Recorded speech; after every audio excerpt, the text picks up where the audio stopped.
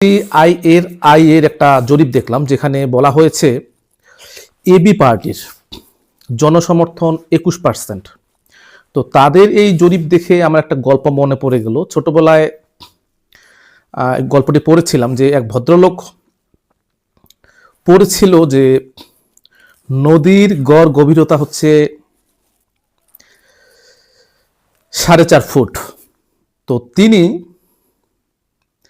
5.5 ফুটের মানুষ নদী পার হতে গিয়ে ডুবে মারা গিয়েছেন। কারণ তিনি ওই যে গড় 4.5 ফুটের জায়গায় তিনি মনে করেছিলেন যে সেখানে 4.5 ফুটেই পানি আছে, অথচ তিনি যেখানে যাচ্ছিলেন সেখানে পানির গভীরতা ছিল 6 ফুট, অন্য জায়গায় ছিল 3 ফুট, টোটালি হচ্ছিল 9, এভারেজে হচ্ছে 4.5।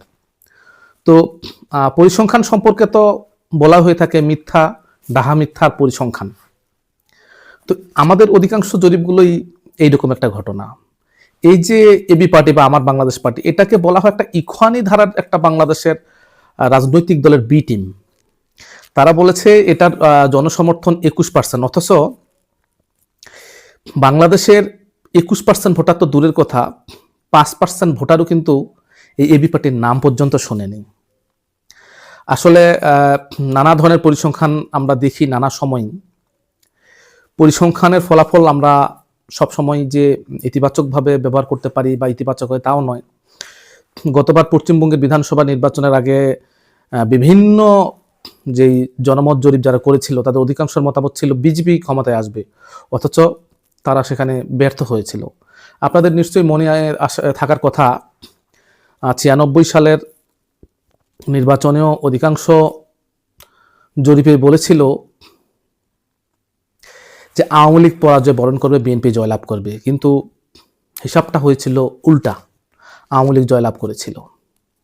বা আপনাদের মনে থাকার কথা, ট্রাম্প যখন প্রথমবার আসে নির্বাচিত হয়, তখন কিন্তু মার্কিন যুক্তরাষ্ট্রের মতো একটা দেশে যেখানে প্রযুক্তি অনেক উন্নত, সেই দেশেও যারা জরিপ করেছিল তারা ভুল তথ্য দিয়েছিল, বলেছিল যে হিলারি ক্লিন্টন জয়লাভ করবেন।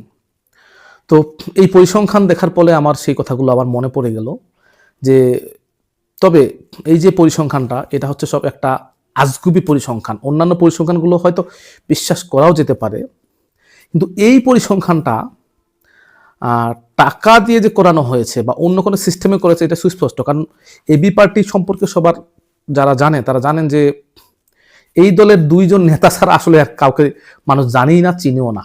মানে যারা একটু জানে, ওই হুসেন মোহাম্মদ এরশাদ যখন বেঁচে ছিলেন নির্বাচনের আগে তিনি করতেন কি, রংপুরে আসে জনগণের সঙ্গে কথা বলতেন যে কারা জয়লাভ করবে, এবং যেহেতু তিনি কোচবিহারে জন্ম হলেও রংপুরের মানুষ তাকে নিজের সন্তান বলে মনে করেন, তো জনগণ বলতো তাকে ভোট দিবে এবং দিতেও বটে। এটা একরকম আঞ্চলিক পার্টিও হয়ে গিয়েছিল, তো সেটা নিয়ে তিনি প্রচার করতেন যে জনগণ তার পক্ষেই আছেন। তো এই যত ধরনের জরিপ ছিল, জরিপ নিয়ে যত সন্দেহ আছে, তো পৃথিবীর সবচেয়ে ফালতু জরিপ হয়তো বা এই যে এবি পার্টি কি জনসমর্থন 21%, এটা হয়তো বা হবে। তো মিথ্যা ডাহা মিথ্যা পরিসংখ্যান, মিথ্যা ডাহা মিথ্যা তো বলা হতো। তো এখন মনে হচ্ছে যে এই পরিসংখ্যানটা তার উদ্দেশ্যই হচ্ছে